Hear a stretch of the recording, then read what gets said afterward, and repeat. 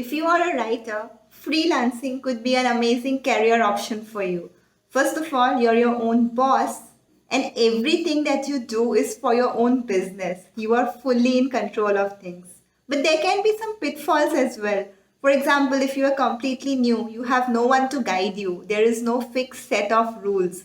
Every freelancer's journey is different, and it would be very difficult to find someone who could tell you exactly what to do. Most of the time, you will have to blaze your own trail. That said, we can definitely learn from the journeys of others. Maybe we won't find the perfect framework to follow, but we'll at least know what are some things that work and how we can apply them and implement them in our own journey. And to discuss exactly this, I invited a very special guest. Her name is Jessica Pereira. She is the founder of Freelance To Fortune, and she is a full time freelancer. Currently, Jessica is on a mission to earn the dream amount of 10,000 US dollars per month. And June was her best month so far, where she made more than 5,000 US dollars. So, how does Jessica do it? What are some income streams that she has built? How did she get started with freelancing? How did she find clients as a new freelancer? Also, what are some ways in which freelancers can find an elusive work life balance? And what are Jessica's plans to upscale her current work and start earning 10,000 US dollars per month? So let's hear all of these from Jessica directly. Without further ado, let's invite Jessica over to the call. Hey Jessica, hi, thank you so much for being here. I'm so inspired by all the amazing work that you're doing and how you are open about your journey so that you can help other people who are starting out as well. And I love the name of your newsletter and your community that's called Freelance to Fortune. So I'm so happy to have you here. Before we get started, would you like to share a little bit about yourself? Yeah, sure. And it's awesome to be here too. I love talking to other like writers and getting all this stuff out. So I'm from the U.S., Kansas specifically, state, and I started freelance writing a year and a half ago, almost about a year and a half ago. The reason why I started was because I was actually not in the U.S. at that time. I was teaching English in Thailand. And while I was there, I was trying to figure out a way to build a portfolio so that when I go home, I can find a job within like content marketing or digital marketing. And so I was like, okay, maybe I can start freelance writing here. And then I was looking into a bunch of people, and I found, I don't know if I've heard her name, Elle McCain. She's like a big freelance writer. Yes, I've heard of her. Okay. Yeah, so I like came across her blog, and I was reading. I was like, "Oh my gosh, it looks like people can make actual full-time incomes." And so that's kind of how it started. I like started just to do a portfolio thing, but then after a few weeks of really looking into it, I was like, "I'm actually going to try and make this full-time." So that's how I kind of started out into the freelance writing, and it's been really great. Like I don't see myself really going anywhere for a while, so.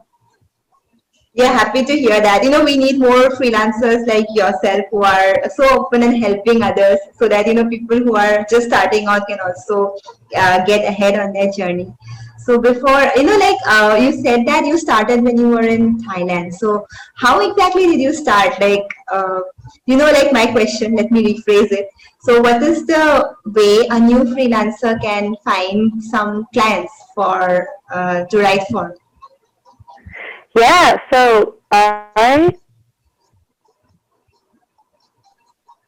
started basically from scratch.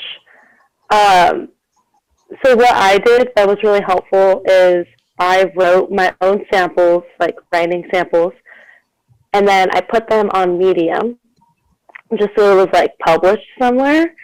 And then from there, I would take those articles and I would like try and get guest posts on other people's sites. And so what really worked for me is I landed a guest post on this site called Freelancer Facts. Mm-hmm. And I don't remember the topic I wrote about, but maybe like a month later, someone reached out to me, and he writes for Blogging Wizard. And it's like a digital marketing sort of blog. And he was like, hey, like I saw your post on Freelancer Facts. So I was like, oh, okay. So he found me through a guest post. So I think like that's where I started to realize like guest posting, is like a good strategy to get clients. I also got he was my second client. I got my very first client from a writing job board called Pro Blogger. And that wasn't bad, but I think like we just weren't on the same page of what we were looking for. I wrote a couple articles for him, and it really helped for like my portfolio. But I think like finding clients through just like guest posting on other sites and waiting for clients to find you and then pitching them yourself, like that for me has been the two best strategies. Because you're actually reaching out to them and like being more active versus like on a job board, you apply on a form and then you just hope they're going to like respond to you. And for like a lot of the times they just never do, or they offer really low rates that aren't just like, they're not going to work for you. So I feel like when you pitch, or if you guest post and have someone come to you, you kind of have more of like the authority to like set your rates with them and to build a relationship with them and like make sure it's a client you actually want to work with. So you just have like a lot more control in that way, which is nice. So yeah, that makes a lot of sense. You know, like I even my journey started this way because I was just starting on Medium, and I wrote a lot of posts on Medium around like July last year maybe, and people who read my work on Medium, they reached out to me and asked if I would like to do freelance work for them. So I never actually pitched the client, or I never actually applied on Upwork or other sites because you know, I just didn't know it was possible. I learned about Upwork pretty late, like maybe a few months back. So yeah, I love this insight that you gave, that you know, guest posting and building your portfolio is it's a very strong way of pitching yourself as someone who can be worthy of the whatever job the person is looking for. So you know, aside from that, you also recently talked about on a Medium post that you plan to earn $10,000 a month, and June was your first 5K month. So would you like to share a little bit about your journey so far, like financially? yeah, when I started last year, it took so I started January 2020. I think it took me until the end of the year or so to actually start making like more of a full-time income. So, you know, like those first few months, and I was in Thailand for a few months, but then when I came here, I had the time and I was able to dive into it like full time, but it still took a while for me to scale. Like it was a lot of pitching random people and like, you know, learning from little mistakes I would make. And like, I feel like it was so much trial and error for so many months. And I feel like towards the end of the year, I was like, is this even going to work? Like I definitely got pretty discouraged, and I actually ended up taking a full-time job for a couple of months. It was like a content writing job. And because I got kind of scared, I was like, I don't know if like I'm going to be able to do this full time, and like maybe I just can't do it, and blah, blah, blah, blah. And that content writing job ended up only lasting for like 2 to 3 months. So after that, I was like, okay, I have to just like go at this again. And at this point in time, I had relationships like with clients. So I was able to like boost works with some clients and like find another one. And then suddenly I was like out full time really fast. So once I got to that point, that was like the end of last year, probably November, December, I was just, you know, my first thought was to start a website on my own because I wanted to gain marketing experience, like, you know, just have something to like showcase to clients. And I also, you know, I had this thought of like creating sort of community, but I didn't know what I wanted to do yet.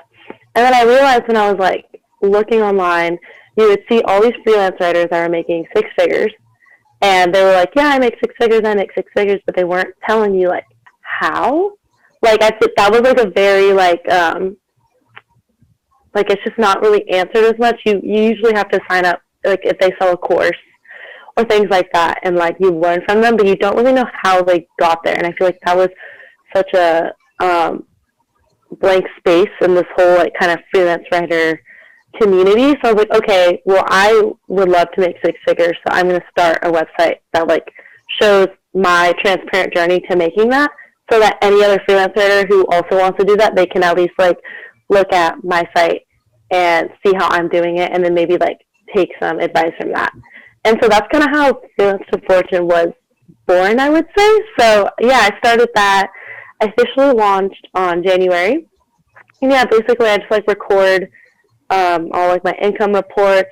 Like try and be really as honest as possible, like successes and failures and lessons and all that. Like I want just it to be on there so that other writers can see like it's not just like it's not super easy to do, you know, because I think it's easy to get discouraged when you see all these six-figure writers and they're not telling you how they do it, and then you're sitting there like, why am I not making that much? And I think it's like it's just good to know that there are the ups and downs. And then I also wanted to just make like a community of writers who are like have the same thought of making six figures. So like I would like to in the future like actually have a place where all the writers can like communicate, like whether it's a Slack group or Facebook group, and like, you know, find accountability partners and all of that stuff just like as it grows. So that's kind of what I'm thinking. But yeah. That's interesting, like, and it's so great that you were actually willing to help other people, because, like you said, most people, they just keep saying that they're earning six figures, but they don't share how. So, yeah, we definitely need more people like that. And aside from that, you said that one of your goals was to have 10K by the end of this year. So, what are some approaches that you're going to apply to get to that dream figure of 10K, which is like what most freelancers aim for? Yeah, so at this point, my plan is to like start outsourcing and like get more subcontractors, because I'm at the point now where I have a full load of client work, and I feel like if I took more, I would just get burnt out. And like a big part of my site is to like be making a higher income, but not, you know, working all day, every day. Like, you know, definitely like taking the perks of being a freelancer and like being able to still like set your schedule and like go on vacation, and or like some people want to travel and write, like all that stuff. So at this point, my goal is to establish my freelance writing as an LLC so that it's a little more protected. And then once that's done, I would really like to look for like subcontractors that can start doing some work for me for the clients I have now, so that I'll be able to reach out and like find more clients and then scale like that way. So that's kind of my plan. And I never really subcontracted before, so that's going to be interesting. But yeah, so that's what I'm thinking of doing in terms of like scaling my business. Yeah. That's so cool. Like that is exactly what I had in mind, how I would upscale my current work, because the amount of work that I do is like, that is all. I can't do more than this. I would just have to be at my computer all day long. I can't. So yeah, the best way out is outsourcing, like you said, hiring subcontractors. So one of my goals for July is to find someone who can write for me. So yeah, you could say that we are like on a similar stage, I could say, on the freelancing career path.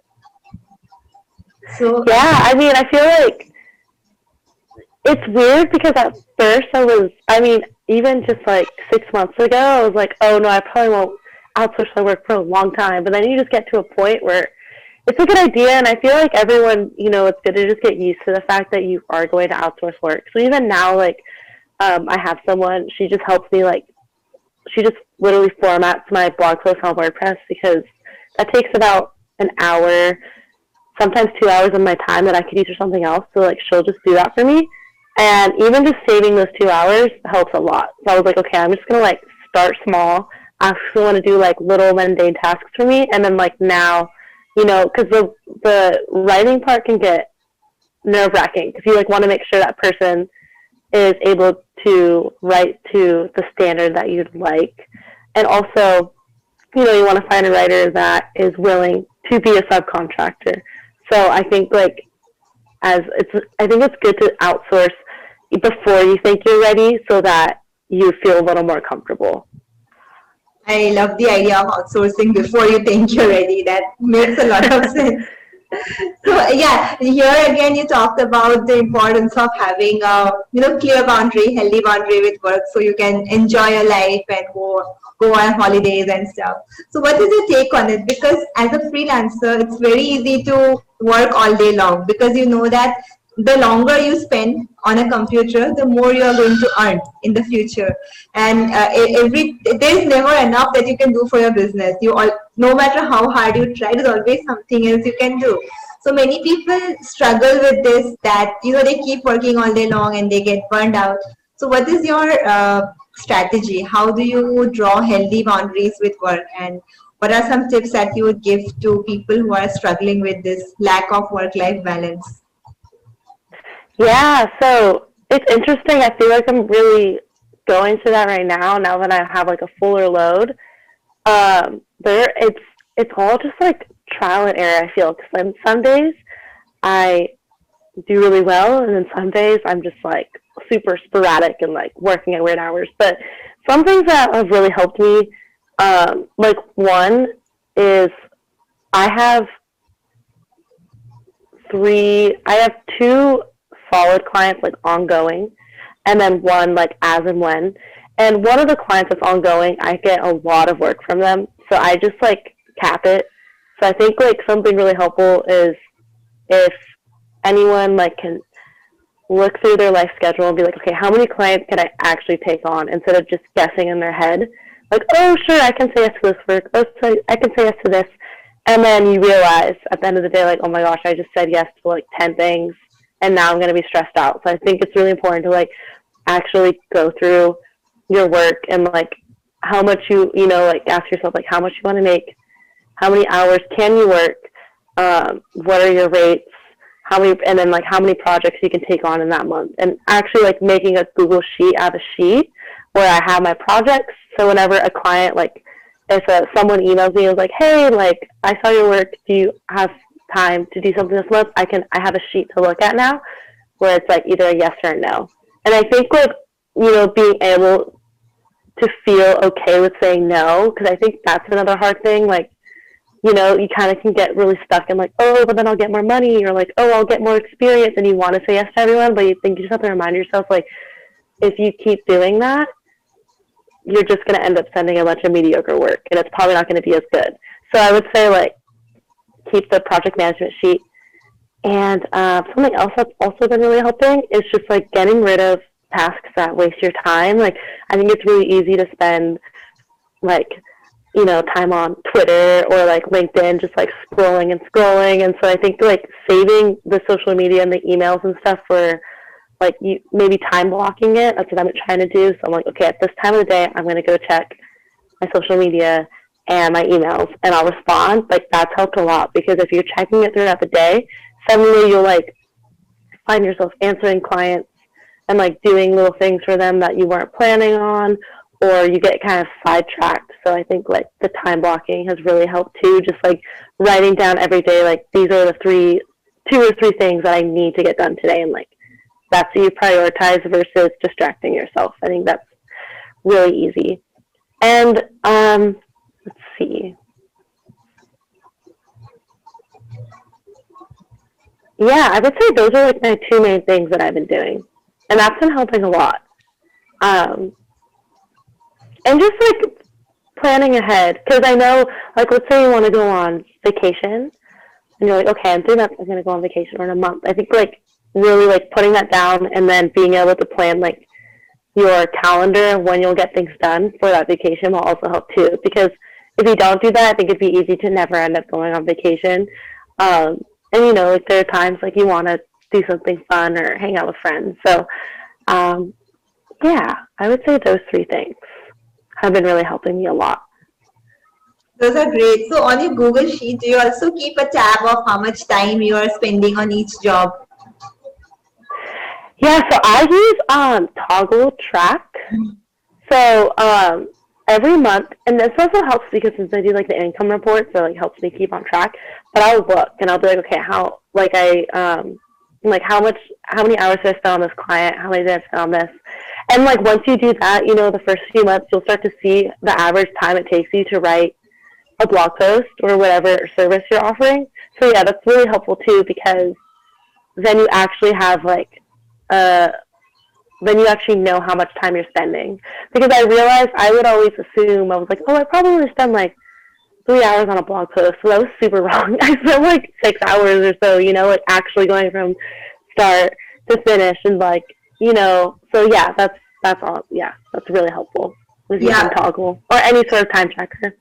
Yeah, even I have been using Toggle, and it gives you a great idea of what is your return of investment on each job. Like, if something takes you a lot of time and pays you very less, so it's maybe you could replace that with something else, or maybe you could outsource it. So yeah, that those are really helpful tips. So, aside from that, Yeah. you also said that at the beginning you pitched a lot of clients and you reached out to people. So, from your experience, what are some things that a freelancer should keep in mind while pitching themselves to someone?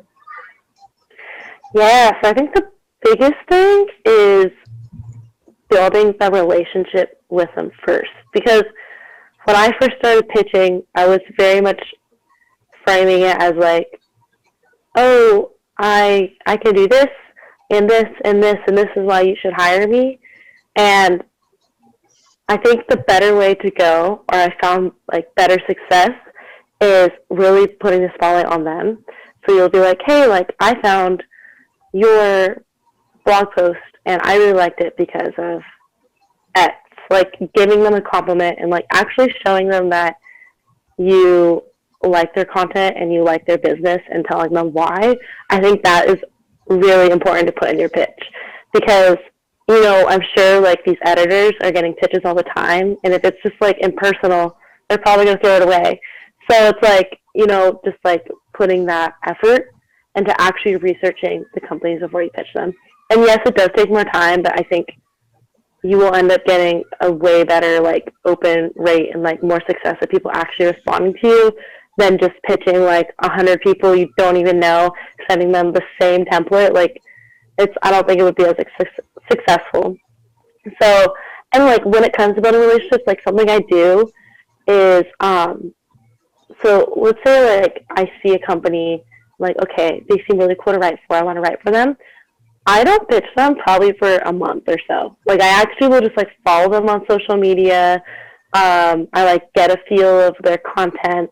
Sometimes like I'll like respond to like a tweet or a post they share on LinkedIn, something like that. Kind of just getting on their radar. Then over time, like then maybe a month later or a few weeks later, I'll send them the pitch and I'll be like I'm following you here. I follow your post. This is why, and you kind of have that proof that you've actually been following them. And then, and so that's definitely like a longer cycle. And I think it's easy, to get impatient and want to just pitch people right away. I know I've definitely been in that before, but I found that really works. And just like, what else? Oh, also another thing I would put in a pitch is like your actual ideas of what you would write for them. So something I started doing was like, these are like 3 ideas I thought of writing for your blog. And then I'll like name them and kind of do like a brief description. And I think that helps too because it shows that you're putting in the time and really like thinking about what would be good on that blog. So really, I mean, like at the end of the day, just like putting as much value as you can in the pitch. And of course, not making it too long, like still trying to keep it like 200 words or shorter, I would say, is really going to show them that you really put the time into wanting to work with them. And they're not just another random company that you pitched.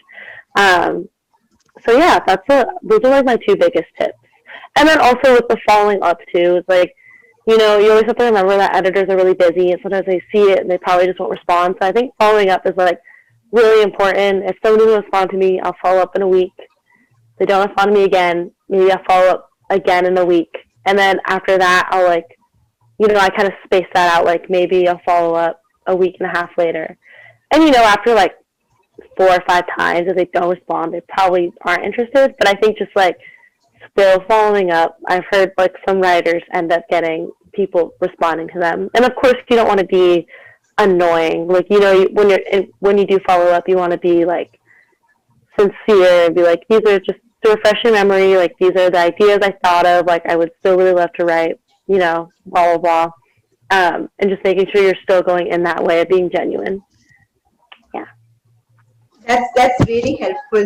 How you said that pitch It's more about relationship building. So I'm quickly summarizing what you said, so our people who are watching now can take notes if they are not taking notes so far.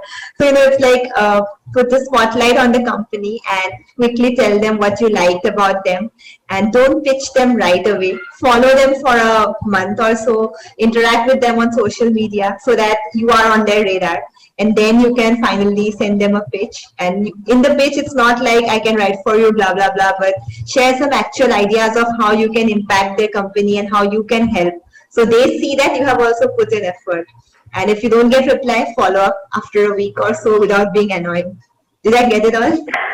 Yeah, you did. And when it comes to like the month thing too, I mean, I think, like sometimes I've definitely like I found a company and I'm like, oh my gosh, I really want to write for them, and then I like follow them and like I end up pitching them in a couple of weeks. So that can definitely vary. Like I think if you're like full with client work, I think it's a good idea to always have companies on your radar to just like have in mind. So as you're working with clients, then you can just like pitch as you go along. So I think it takes away like the stress of pitching, just to like always kind of have in your head who you're going to pitch. And one thing I forgot is like putting it all on a sheet.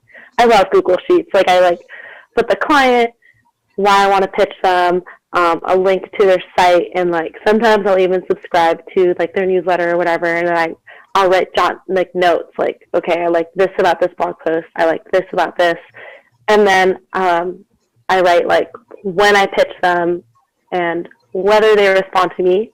And if they don't, then whether I follow up. So I'm always kind of like keeping track, because it's really easy, if you are pitching frequently to just forget. So definitely like just keeping a recording of everything. That's really helpful. We have already talked about Freelance to Fortune a little bit. You shared about how and why you started it. So would you like to share a little bit more about it? Like what can people expect when they sign up for Freelance to Fortune? Yeah, so I send a weekly email, and that weekly email will usually have like, it's a little bit shorter, so I'll have like more like actionable tips, like from just like writing better to pitching, like anything like that. And it's always stuff that I learned from experience, so I really try and like not just say things just to say them. Like these, like I'll be like, hey, this worked because of this, and this is how you could do it too. So that's usually in like my weekly emails. I also have a monthly one, which is like how I started it with, was a monthly newsletter. And in there I share, it'll be a lesson from the month, and then I'll put like a challenge for my subscribers, like something they can do throughout that month to scale their business. And then I usually share some tools they can use to help them. And then I highlight a writer, a subscriber, and something that they did that other writers can see. And it's usually after that, like updates, like new posts, my income report, all that kind of stuff. So that's like my big favorite part of the whole thing, is like having that monthly newsletter. But I also I love keeping in touch with my subscribers through the weeklies as well.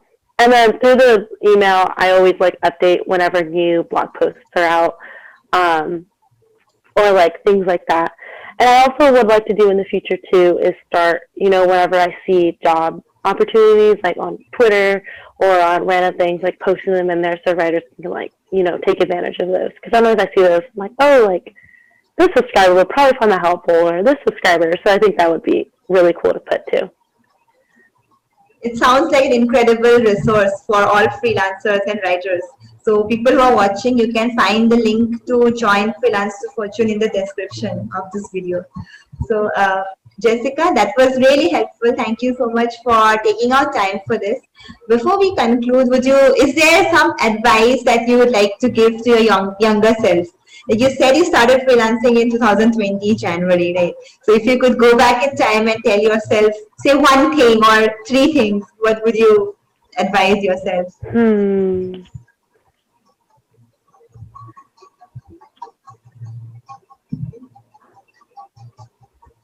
One would be kind of what I've been saying, like the building relationships, but I didn't learn until a few months down the road. So I think like that's something I really wish I knew. Instead of like, I think when you start, you want to spend a lot of time perfecting your website or like creating all these social media channels, or you want to spend time doing all these things. But I really think like the most important thing you can do when you first start is like start reaching out to other people and join like writer communities. That has been so helpful. Um, just being able to talk to other writers, get advice.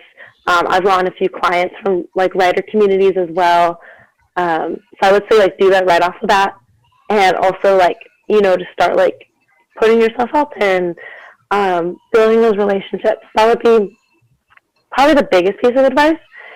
And something else I would say too is